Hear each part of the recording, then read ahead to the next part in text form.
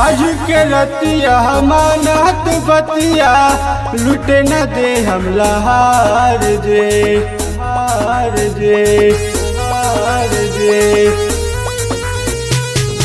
होली के खिलाही आज सुनिए देवरी जी नेगो हम ले हम बरियार जे।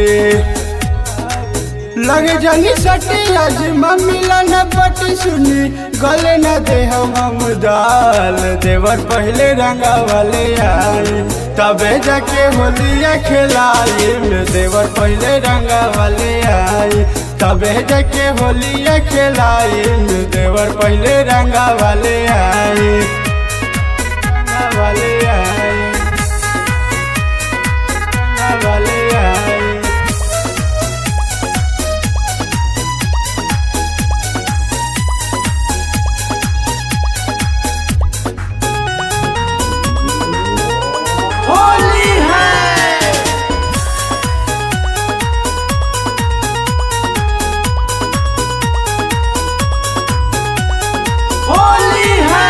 नहीं रंग दे हम गलिया तोहर छोटे पीछे करिया चाहे कितनो पोलैबा नहीं रंग पैब चोलिया चोलिया।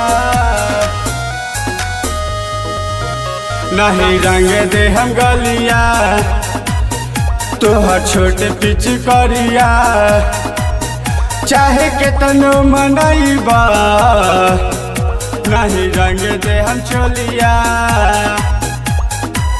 सुनी देवर जवन कहतनी हम न त होई न प्यार के सवाल। देवर पहले रंगा वाले आई तबे जाके होलिया खिलाई में। देवर पहले रंगा वाले आई तबे जाके होलिया खिलाई में। देवर पहले रंगा वाले आई वाले आई वाले आई।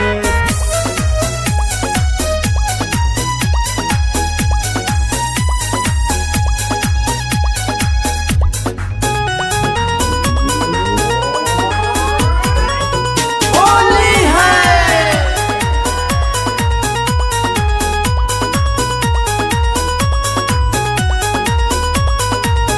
नहीं लहंगा नेटाई पहले रसम पुरानी। एगो चंदन मतलबी तबे जिया जुराई जुराई। नहीं लहंगा नेटाई पहले रसम पुराई। एहो चंदन मतलबी तबे जिया जुराई।